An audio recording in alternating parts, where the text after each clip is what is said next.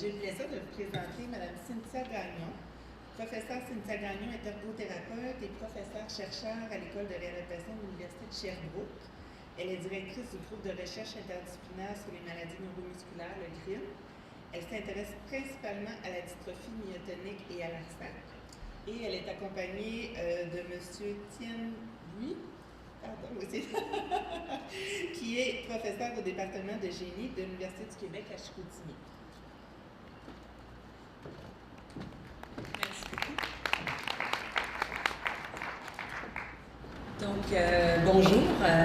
Cette dernière conférence avant la plénière, donc on va essayer de rendre ça interactif le plus possible. Donc, d'abord, j'aimerais remercier les IRSC et la Fondation d'Ataxie de Charlevoix-Saguenay qui ont financé les études, les deux sous-études qu'on va vous présenter aujourd'hui. Donc, avant de débuter sur la réalité virtuelle et la mesure de la coordination, j'aimerais juste situer le projet un petit peu plus qui nous anime cet après-midi. Dans le fond, récemment, donc en 2011, on a eu un financement sous la direction du professeur Bernard Bray dans le fond, pour développer une équipe émergente en ataxie de Charlevoix-Saguenay. Ce budget-là était dédié, dans le fond, d'une portion mieux comprendre la maladie, donc comprendre la pathophysiologie, développer des modèles animaux pour en arriver à un traitement, mais aussi dans le but d'essayer un essai thérapeutique. Et à cet effet, évidemment, quand on parle d'essai thérapeutique, on parle d'évaluer des résultats. Et le mandat de l'équipe de recherche du GRIM au Saguenay était, dans le fond, d'abord de sélectionner et valider des outils de mesure pour l'ataxie de Charlevoix-Saguenay. Et le deuxième objectif, évidemment, était de documenter l'histoire naturelle de la maladie, donc c'est-à-dire à quelle vitesse vont progresser les différentes atteintes chez les personnes atteintes d'ataxie de Charlevoix-Saguenay. Donc, rapidement, ce qu'on a observé, et on le savait déjà d'une certaine façon, c'est qu'il y avait une quasi-absence d'outils validés dans cette maladie-là. Alors, on est allé recruter deux extraordinaires étudiantes à la maîtrise. Je peux le dire, ils sont dans la salle, je vais les faire rougir. Isabelle et Caroline, qui nous ont aidés, dans le fond, tout au long de ce projet-là. Elles ont présenté ce matin une portion des outils de mesure qu'on est en train de développer. Et je vous présente une autre portion des outils de mesure qu'on est en train de développer, de valider. Et plus spécifiquement, donc cet après-midi, sur la coordination. Donc, si on revient rapidement, évidemment, l'ataxie de Charlevoix-Saguenay, c'est une maladie qui est très complexe, avec des atteintes pyramidales, des atteintes cérébelleuses, des atteintes neuropathiques et une variété d'autres caractéristiques plus ou moins bien décrites dans la littérature. Et aujourd'hui, ce qui nous intéresse dans ce diagramme-là, dans le fond, c'est les troubles de coordination en lien avec les atteintes cérébelleuses, mais aussi, on va brièvement parler des atteintes neuropathiques et plus spécifiquement de l'amyotrophie distale qui arrive aux pieds et aux mains. Mais si on parle de coordination au membre supérieur, évidemment, les mains sont souvent impliquées dans les tâches qui nécessitent de la coordination. Donc, l'amyotrophie distale va amener une perte de force musculaire progressive qui va avoir un impact sur la dextérité. Donc, si on revient sur l'atteinte cérébelleuse rapidement, on a une dégénérescence précoce et marquée des faisceaux spinocérébelleux et des pertes de cellules de Purkinje et d'une atrophie cérébelleuse. Et on voit une des rares images, une des rares images disponibles où on voit vraiment l'atrophie cérébelleuse. Et comme je vous disais tout à l'heure, il y a aussi une atteinte du système nerveux périphérique, donc qui va amener une atteinte secondaire du système musculo-squelettique avec une perte de force principalement au niveau des pinces. La coordination, évidemment, elle est liée beaucoup, mais pas uniquement à l'atteinte cérébelleuse, mais principalement dans l'ataxie de Charlevoix-Saguenay. Et dans le fond, quand on parle de contrôle du mouvement volontaire, on va parler de la vitesse du mouvement, on va parler de la direction, on va parler de l'étendue du mouvement, donc on va parler d'over ou undershooting, et on va aussi parler de la force qui inclut le tonus des muscles. Donc, est-ce qu'on est capable d'exercer une bonne force au bon moment? Le cervelet va être aussi impliqué dans la programmation du mouvement et va participer aussi au contrôle de la position debout. Évidemment, ce qui va nous intéresser aujourd'hui, c'est tout ce qui touche plus l'impact sur la coordination. Donc, on voit ici, je vous rappelle brièvement des notions de neuroanatomie, mais ce qu'on voit, il manque un... Ah, j'ai le petit pointeur ici, je savais bien que j'en avais vu un quelque part. Donc, ici, on a une coupe du cervelet, et dans l'ataxie de Charlevoix-Saguenay, malgré que ce ne soit pas encore très bien décrit, on a accès qu'à deux biopsies post-mortem. On sait qu'on a quand même une atteinte du vernis, principalement, mais avec le temps, on va avoir une atteinte complète au niveau du cervelet. Donc maintenant, notre sujet principal, la coordination. Donc qu'est-ce que la coordination? Il y a plusieurs définitions, on en a choisi une, qui est l'habilité d'un sujet à activer les muscles appropriés pour l'exécution d'un mouvement fonctionnel de façon précise et efficace, donc en termes de vitesse, de rythme, d'amplitude, de direction et de force du mouvement. Il y a un seul article qui a décrit la coordination dans la taxi de Charlevoix-Saguenay et qui a été, dans le fond, effectué avec le test douanier, une de ses variantes. Et dans le fond, rapidement, ce qu'on voit, c'est que chez les sujets de moins de 40 ans, on a 13 allers-retours au test douanier et chez les plus de 40 ans, on en a 6,4, donc évidemment une diminution significative de la progression avec le temps, mais aussi une diminution significative par rapport aux valeurs de référence et qui avait été effectuée chez les gens de plus de 40 ans, mais déjà chez les moins de 40 ans, on voit une performance qui est nettement inférieure aux valeurs de référence, donc ce qui démontre réellement une atteinte de la coordination au monde supérieur. Mais pour évaluer plus finement la coordination, il existe vraiment un défi. Et ce défi-là, dans le fond, c'est la combinaison de l'atteinte cérébelleuse et neuropathique. Et je vais vous illustrer un peu rapidement, dans le fond, les défis qu'on avait comme équipe de recherche pour évaluer uniquement l'atteinte cérébelleuse. Donc, globalement, il y a plusieurs mesures de la coordination. Je vous en ai nommé certaines ici qui sont dans la littérature anglophone. Nous, on travaille beaucoup avec le test douanier standardisé, dans le fond, où la personne est assise et il y a un point au mur qui est dans le fond, à une distance standardisée de la longueur du bras et la personne doit faire le maximum d'aller-retour pendant 20 secondes. Il y a aussi d'autres mesures qui sont à la fois des mesures de coordination et des mesures de dextérité, c'est-à-dire comme le Purdue et le 9-0. Le problème qu'on a avec la clientèle ataxique, c'est que quand l'atteinte neuropathique s'installe, on a une fonte musculaire, ce qui fait qu'on a une difficulté de dextérité fine. Et si vous êtes des cliniciens qui ont déjà fait passer un 9-0 à un patient ataxique, on n'est plus sûr si c'est vraiment un problème de préhension ou de coordination qu'on est en train de mesurer. Et dans les essais thérapeutiques, évidemment, quand on mesure un médicament qui est supposé, par exemple, améliorer la fonction cérébelleuse, bien, on ne veut pas avoir l'atteinte neuropathique qui rentre en ligne de compte parce que là, on vient amener un biais supplémentaire dans l'évaluation qui n'est pas souhaitable. Donc, la problématique en général, c'est que ces mesures-là ne permettaient pas finement de caractériser l'atteinte de la coordination ou elles combinaient deux atteintes. Il y avait une sensibilité limitée parce qu'il y avait beaucoup de nos clients qui étaient plus capables d'effectuer la tâche passé un certain âge. Et dans les échelles semi-quantitatives de tests douaniers où on doit évaluer, dans le fond, de combien de centimètres il était distant de la cible, bien évidemment, il y a toute une notion de subjectivité qui est associée à cette évaluation-là de la part du thérapeute. Donc, on s'est penché sur l'utilisation de tests, dans le fond, qui combinaient soit la robotique et la réalité virtuelle, pour nous aider à mieux quantifier cette coordination-là. Le premier outil que je viens vous présenter, c'est le Virtual Peg Insertion Test. C'est un collègue en Suisse qui a développé l'outil et qui l'a utilisé dans la sclérose en plaques et chez les patients AVC. Et dans le cadre, dans le fond, d'une collaboration avec l'Université McGill, on a pu recevoir Olivier au Saguenay, qui est venu avec nous tester l'outil avec les patients chez une petite cohorte de patients ataxiques. Et qu'est-ce que c'est dans le fond? C'est un pegboard, un 9-0, avec un bras virtuel ici. Et dans le fond, le patient regarde l'écran et il doit déplacer les pions. Et comme une image vaut 1000 mots, je vais simplement vous montrer un petit vidéo qui va être beaucoup plus explicite. Oh non, non, non, non, non.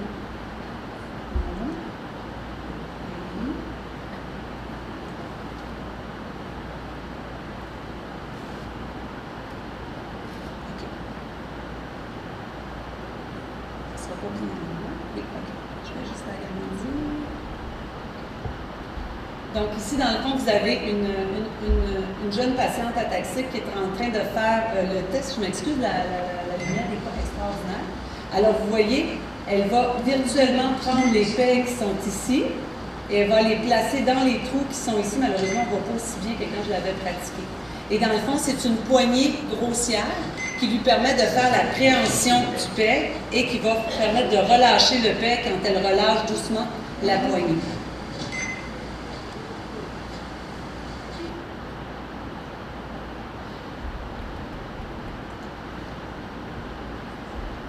Donc, ce qu'on a fait, c'est une validation très préliminaire, dans le fond, chez la clientèle ataxique avec 9 patients, avec un échantillon à variation maximale, c'est-à-dire qu'on est allé chercher un patient de chaque tranche d'âge. On est allé chercher des patients qui étaient très incoordonnés, des patients qui étaient très neuropathiques. On a eu 5 femmes, 4 hommes. Et l'idée, là, vraiment, c'était pas... Je vous présente des petits résultats aujourd'hui, mais juste pour vous donner le goût d'aller voir plus loin, parce qu'on vient de le terminer avec 28 patients ataxiques. Mais on voulait voir d'abord, est-ce que c'est faisable? Est-ce qu'une personne de 50 ans va être capable d'apprendre une réalité virtuelle en quelques essais et va être capable de démontrer une certaine stabilité dans sa performance? Et est-ce que les gens vont être intéressés à performer avec cet outil-là? Donc, ce qu'on observe ici, dans le fond, ici, vous avez le tracé, dans le fond. Et ce qui est intéressant, c'est qu'on a le tracé, c'est un tracé, dans le fond, électronique. Donc, on peut extraire chacune des composantes de ce tracé-là, ce qu'on peut effectivement pas faire avec un 9-hole standard. Donc, vous avez les 9 pelles et vous avez ici les 9 trous et vous avez la trajectoire qui est divisée en 4 sections. Donc, vous avez l'approche du peg vers le trou, l'approche du trou, donc la fine partie où on arrive proche de la cible. On a par la suite, on prend le peg et on le ramène vers, dans le fond, on le ramène vers l'endroit initial quand on enlève les pegs. Et là, ce qu'on voit ici, dans le fond, c'est qu'on a un patient normal. Et ici, on a un patient atteint d'ataxie. Et on voit rapidement, dans le fond, l'incoordination qui est présente et surtout, on peut l'observer ici, vers l'approche finale de la tâche.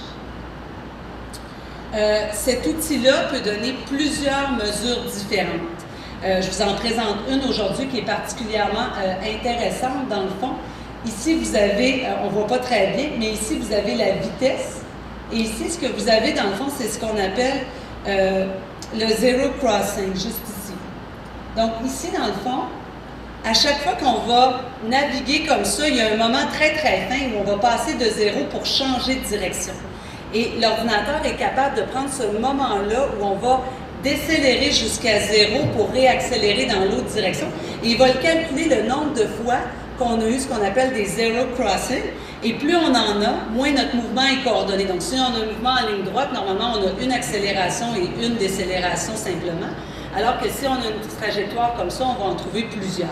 Et ici, ce qu'on voit, c'est un sujet normal. Alors, vous en voyez certaines. Mais ici, vous regardez, et il y en a continuellement des zero crossing. Donc, on a énormément d'incoordination. On est capable de le capturer de façon très fine. Ce qu'on a voulu voir aussi, évidemment, c'est des corrélations très préliminaires. On a 9 sujets. Mais ce qu'on a vu, dans le fond, c'est que plus les patients étaient âgés, ici, vous avez la corrélation avec les patients atteints d'ataxie, plus la corrélation était très forte entre l'âge et le temps dans le fond, le temps d'exécution pour placer les 9 pegs. Et c'était statistiquement différent de la courbe qu'on voit normalement chez les sujets C. Parce que ce qui est intéressant avec cet outil-là aussi, c'est qu'ils ont une base de données normative maintenant de plus de 200 sujets sains. Donc, on est vraiment capable de se comparer aussi avec une population normale. Ce qu'on a voulu voir aussi, c'est est-ce qu'il y a aussi une forte corrélation avec le 9-hole peg test, donc le test d'origine sur lequel ça a été basé. Et effectivement, on a une forte corrélation entre les deux. Mais l'avantage qu'on a, et qu'il ne faut pas oublier chez notre population, c'est que là, on avait des populations où ils étaient encore capables de faire une portion du 9-hole, alors que chez la clientèle ataxique, on avait plusieurs personnes qui sont pratiquement incapables de faire le 9-hole. Donc, c'est cette information-là supplémentaire qu'on est capable d'aller chercher. Et c'est ce qui termine ma présentation. Je vais laisser la parole à Tienne pour vous présenter l'autre.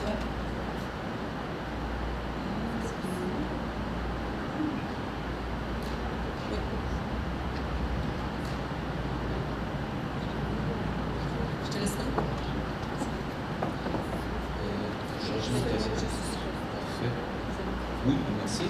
Merci Cynthia.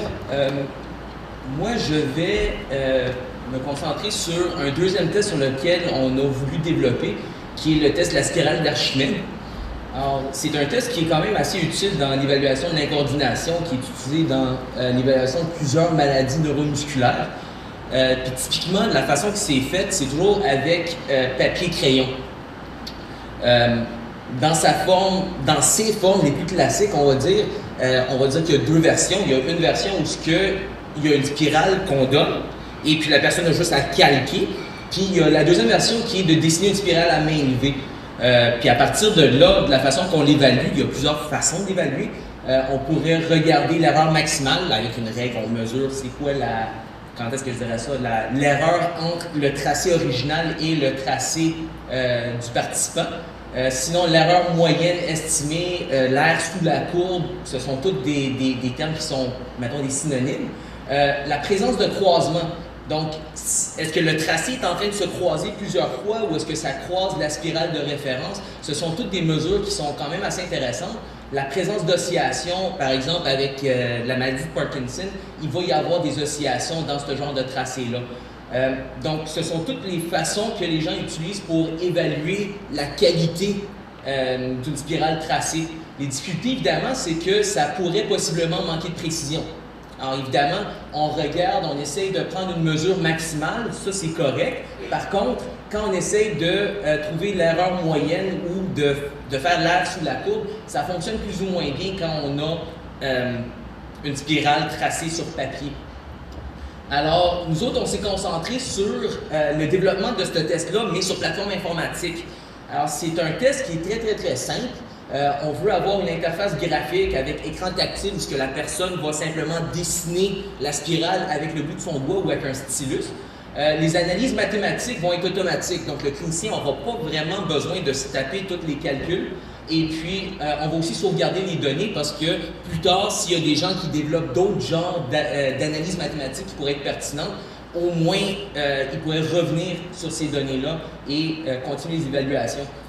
Alors, de la façon qu'on procède normalement pour faire ce genre de test-là, c'est qu'on va commencer par le calibrer. Parce que les écrans peuvent venir avec plein de résolutions différentes, des tailles différentes. Alors, on fait juste demander à la personne de toucher aux 4 coins de la fenêtre pour que le programme sache où est-ce que ça se trouve. Après ça, de tracer la spirale avec son doigt. Dès que c'est fini, on touche sur une clé du clavier, puis toutes les données vont toutes être extraites. Alors, comme vous pouvez voir, c'est quand même quelque chose qui est assez convivial pour un clinicien. La seule consigne qu'on donne, c'est d'essayer d'effectuer le test à la vitesse la plus rapide possible, tout en minimisant les erreurs.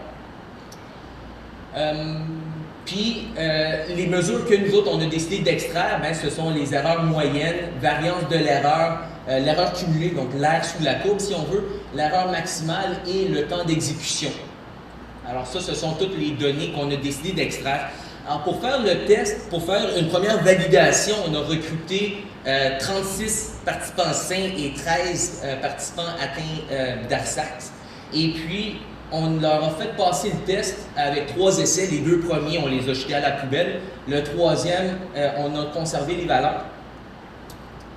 Et puis, quand on a fait les comparaisons des mesures qu'on a sorties, on voit que l'âge, il n'y a pas de différence significative. Le temps d'exécution, on leur a demandé de tracer ça à leur propre vitesse. Et puis, ça a donné que et les patients et les personnes saines ont eu le même temps à peu près. Alors, il n'y a plus de différence significative à ce niveau-là. Par contre, au niveau de l'air sous la courbe, de l'erreur moyenne et de l'erreur maximum, on voit qu'il y a des différences significatives entre les deux groupes. Évidemment, on s'attendait à ça. Et puis, si on regardait le taille d'effet ici, on voit qu'il va avoir, on s'attendrait à ce qu'il y ait des impacts cliniques quand même assez importants. Après ça, ce qu'on a décidé de faire, c'est essayer de classifier. Alors, si on partait simplement des mesures d'erreur moyenne, d'erreur maximum, puis l'air sous la courbe, est-ce qu'on serait capable de savoir si une personne est saine ou si elle est atteinte? Alors, on voit qu'avec l'erreur moyenne et avec la somme des erreurs, on a un taux de classification de 96 %, qui est quand même excellent. Puis avec l'erreur maximum, on a un taux de classification de 90 %. Quelque chose qui est intéressant là-dedans, c'est que, je retourne en arrière, une des façons que les gens utilisent très souvent avec la version papier-crayon, c'est qu'ils utilisent une règle pour mesurer l'erreur maximale. Or, ce qu'on a trouvé, c'est que l'erreur maximum, c'est pas ce qui nous permet de mieux distinguer une personne saine d'une personne atteinte.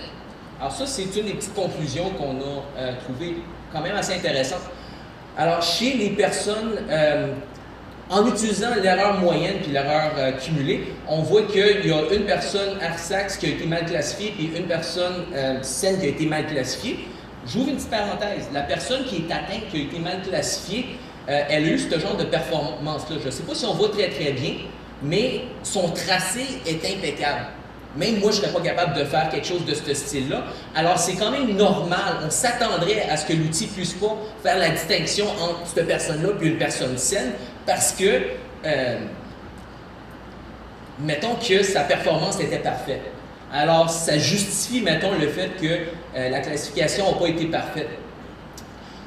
Autre chose qu'on a faite, c'est une analyse en fréquence. Alors ça, c'est une des analyses que nous autres, on a décidé d'introduire pour analyser ce que les gens dans le domaine appellent le smoothness of movement.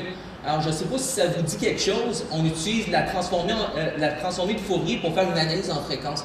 Alors, je passe 2 acétates quand même assez rapides pour vous expliquer ce que c'est et puis la pertinence de ça, puis après ça, on va voir les résultats. Alors, l'idée de base, c'est qu'on prend la spirale, puis on va faire semblant de la dérouler. Alors, en la déroulant, ça nous donne quelque chose de ce style-là. Alors ici, ce qu'il y a le plus à gauche, ça correspond au centre de la spirale, puis ce qu'il y a complètement à droite, c'est la fin de la spirale. On l'a vraiment déroulé. Puis sur l'axe des Y, on voit l'erreur, donc la différence entre le tracé et la spirale de référence. Alors en regardant ça, on pourrait regarder comment l'erreur varie. Alors ici, malheureusement, on ne voit pas très très bien, mais ici, si je décidais que ma spirale, je traçais une spirale qui était juste à côté, qui a une erreur constante, on dira à ce moment-là que l'erreur a une fréquence qui est très très très faible, une fréquence de 0 au fond. Si il y avait plein de croisements, mais très très lents, on va dire qu'il y a des erreurs à basse fréquence, puis s'il y a beaucoup de croisements, beaucoup d'oscillations, on va dire que ce sont des erreurs de haute fréquence. Alors, en faisant une analyse en fréquence, on s'était rendu compte que ça nous sortait beaucoup d'informations quand même assez importantes. Alors, en regardant les fréquences, on a vu que toutes les fréquences avaient des différences significatives entre les personnes saines et les personnes atteintes. Mais quand on a essayé de faire de la classification, on s'était rendu compte qu'il y avait une bande de fréquences où ce que la classification était à 98 %. C'est-à-dire qu'on s'était trompé une fois. Puis la fois qu'on s'était trompé, c'était justement la personne qui était asymptomatique. Donc, on pourrait dire que c'est une classification parfaite qu'on a eue en utilisant l'analyse en fréquence. Donc, c'est une technique qui nous permet d'avoir une meilleure évaluation, une évaluation plus sensible, entre guillemets, de l'incoordination. Dans le cadre d'un autre projet, je vais se passer assez rapidement, on a fait un projet où on a voulu entraîner des patients qui étaient atteints. Alors, il y a eu un programme d'entraînement sur 8 semaines, 2 entraînements par semaine de 90 minutes. Puis dans les 90 minutes, il y a 30 minutes qu'on a utilisées pour développer la force maximale au niveau des biceps, des épaules et des pectoraux. Puis ce que nous autres, on voulait voir, c'est est-ce que ça semble avoir un impact sur l'incoordination? Puis deuxièmement, s'il y avait un impact, est-ce que nous autres, avec cet outil-là, qu'on prétend être plus précis, désolé, est-ce que ça va être capable de détecter ça? Alors, ce que j'ai décidé de faire ici, on a pris les spirales des 36 personnes saines puis on les a superposées pour montrer une personne saine devrait probablement se retrouver là-dedans. Quand on a fait la même chose avec les patients atteints d'ataxie Charlevoix-Saguenay, on voit que c'est pas mal plus mêlé, mais même à ça, au centre, on voit quand même la spirale. Puis après entraînement, ce que j'aime prétendre, c'est que le tracé devient plus clair qu'avant entraînement. C'est subjectif, j'en conviens, mais on a demandé à plusieurs personnes, puis vous, j'espère, être capable de vous convaincre que cette spirale-là est plus belle qualitativement, subjectivement que celle-là. Alors, on voulait aller voir, est-ce qu'avec nos mesures de l'outil, est-ce qu'on est capable de vraiment faire la distinction entre les deux? Alors, quand on a comparé le groupe avant et après entraînement, l'erreur maximale, les différences pas significatives. L'erreur moyenne, pas significative. L'erreur cumulée, donc l'air sous la courbe, pas significative non plus. Par contre, quand on a regardé l'analyse en fréquence, on voit que c'est significatif pour plusieurs fréquences. C'est-à-dire, ici, ce qu'on a décidé de faire, c'est qu'on a fait des analyses de différence des deux groupes. Puis ici, j'ai tracé le P sur l'axe des Y. Alors, on voit que pour plusieurs fréquences, c'est pas significatif, mais ici, il y a une plage de fréquences où ce que c'est significatif. Donc, avant et après entraînement, on voit qu'il y a une différence entre les deux, puis que celle-là est pas nettement, j'allais dire nettement, mais est meilleure. Et puis, on voit que les mesures en fréquence sont assez sensibles pour détecter cette petite différence-là. Alors, en bout de ligne, ce qu'on essaie de dire avec ça, c'est que l'outil, avec les algorithmes qu'on a développés, nous permet d'être beaucoup plus sensibles et être capable de suivre la progression d'une maladie de façon plus précise. Puis ça, c'est important, surtout que c'est une maladie qui évolue en combien de temps? Très lentement, mais ça dépend combien de temps, quand même relativement lentement. Lentement, bon. Donc, on a besoin d'outils qui sont assez précis pour être capable de voir comment la maladie évolue, puis on prétend que la spirale, c'est un outil de mesure qui peut nous aider à accomplir ces buts-là. Alors, derrière cette étape, ce qu'on propose avec l'outil de la spirale, c'est un outil qui est peu coûteux. Ça demande juste un ordinateur et un écran tactile. C'est un test qui est très, très, très rapide, qui est facile d'usage, très, très convivial. Ça permet de sauvegarder les données pour l'archivage et pour l'analyse future au cas où il y a des algorithmes plus tard qui sont développés, qui sont plus sophistiqués que ce que nous autres, on a réussi à faire. Puis, en bout de ligne, ce qui est intéressant, c'est que ça nous permet de suivre l'évolution d'une maladie à progression très lente. Et puis, ça nous permet de le faire même quand les changements sont très, très, très subtils. C'est pas mal ce que j'avais à dire pour ma part. Oui, donc je vais juste conclure en disant que ces deux outils qui sont présentement en développement, on est en train de continuer la validation, la fidélité, tout ça, mais on voulait quand même vous les présenter parce qu'on trouvait que dans 3 ans, c'est loin avant de vous les présenter. Donc, c'est deux outils qui vont nous permettre probablement de mieux évaluer la coordination. Puis sûrement dans 3 ans, on viendra vous présenter des résultats sur plus de patients et à plus long terme parce qu'on réévalue les patients à chaque année pour les 4 prochaines années. Fait que ça va nous permettre aussi de voir si on est capable, dans la progression naturelle de la maladie, d'être capable de voir des différences. Et on l'espère bien, mais ça reste encore un questionnement pour ça. Donc, merci beaucoup.